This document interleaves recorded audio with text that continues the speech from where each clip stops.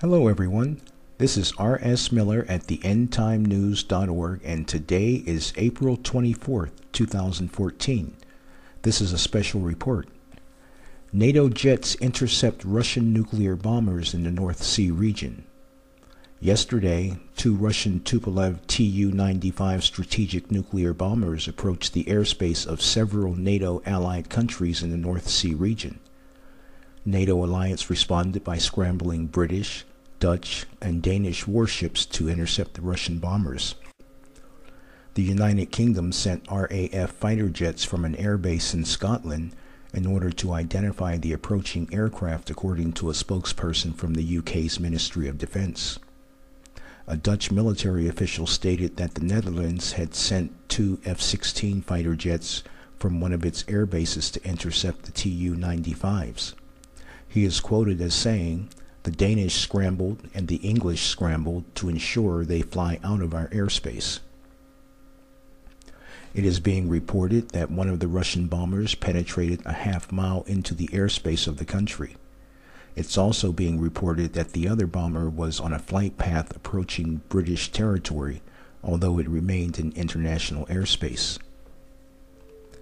The Tupolev Tu-95, codenamed Bear by NATO, is a large 4-engine turboprop-powered strategic bomber and missile platform.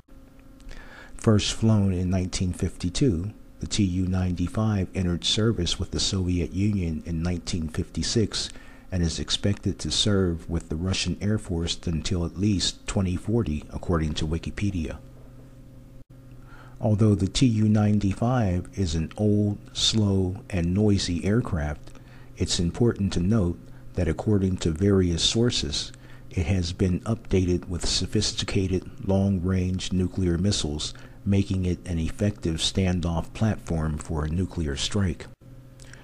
Continuing on, at around the same time the Russian Tu-95s were encroaching on NATO countries in the North Sea region, a British destroyer was also dispatched to keep a watchful eye on a Russian warship which was approaching the United Kingdom's territorial waters. These latest provocations come as the temperature over the Ukraine crisis nears the boiling point between the West and the Russian Federation. On Wednesday, the Ukrainian government began its offensive operation to retake pro-Russian occupied areas in eastern Ukraine.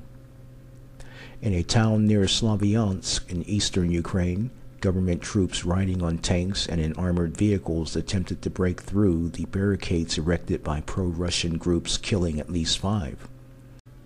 3 of the barricades designed to restrict access to the city have reportedly been destroyed by Ukrainian troops, and several convoys of armored vehicles were seen heading towards Slavyansk.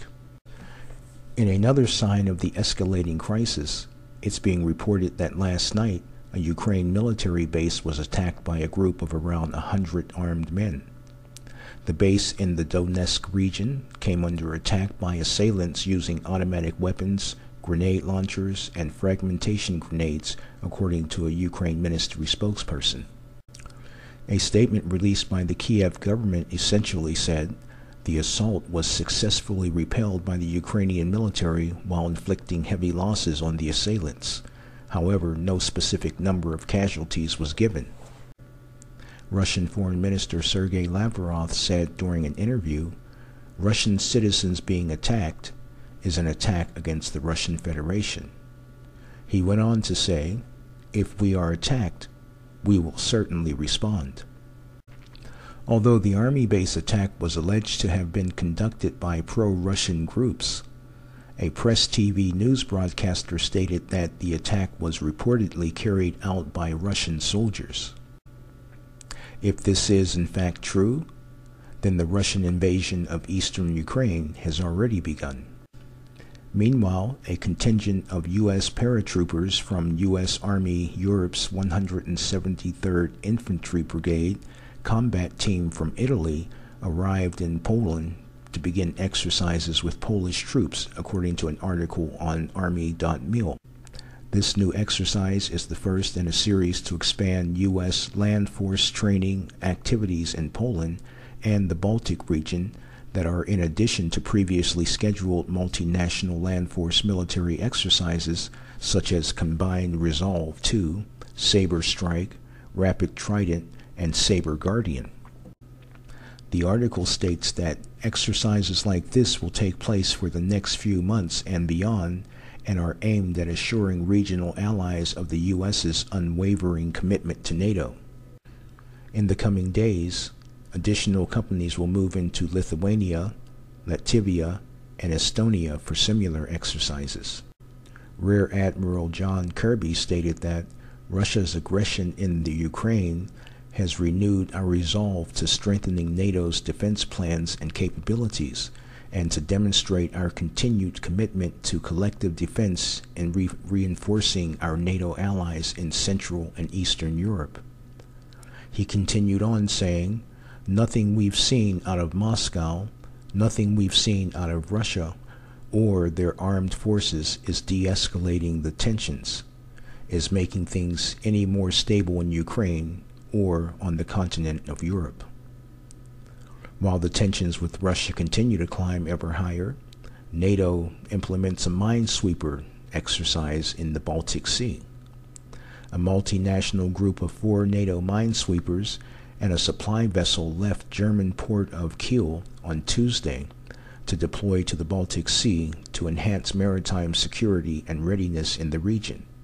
The 5 ships are part of the standing NATO Mine Countermeasures Group 1. The group's presence contributes to regional maritime security, said General Philip M. Breedlove, Supreme Allied Commander of Europe.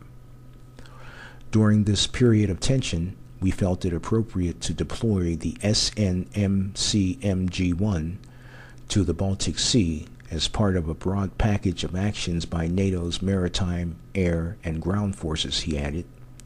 Our intent is not to escalate the situation, but rather to demonstrate our strong solidarity as an alliance and increase our readiness. Friends, in the book of Revelation, chapter 16, starting in verse 12, it reads, "Then the 6th angel poured out his bowl on the great river Euphrates, and its waters was dried up, so that the way of the kings from the east might be prepared. And I saw 3 unclean spirits like frogs coming out of the mouth of the dragon, out of the mouth of the beast, and out of the mouth of the false prophet. For they are spirits of demons, performing signs which go out to the kings of the earth and of the whole world, to gather them to the battle of that great day of God Almighty. And Jesus said, Behold, I am coming as a thief. Blessed is he who watches and keeps his garments, lest he walk naked and they see his shame. And they," speaking of the demonic spirits, "gathered them together to a place in Hebrew called Armageddon." Now, I'm not saying that what's taking place in Europe is the start of the Battle of Armageddon. But what I am saying is that this crisis is facilitating the alignment of those nations which will participate in that final battle just before the return of Jesus Christ. Although we don't know every little detail yet to take place concerning the fulfillment of Bible prophecy, it is very much like a jigsaw puzzle.